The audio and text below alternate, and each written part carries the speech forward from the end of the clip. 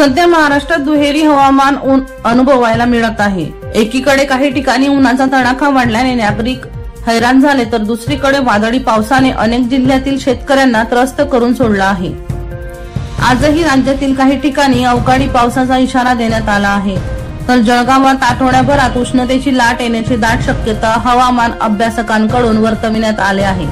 उत्तर दक्षिणेकडून हवामानात झालेल्या बदलामुळे गेल्या 2-3 दिवसांपासून जळगाव शहर आणि जिल्ह्यात ठिकठिकाणी पाऊस पडला।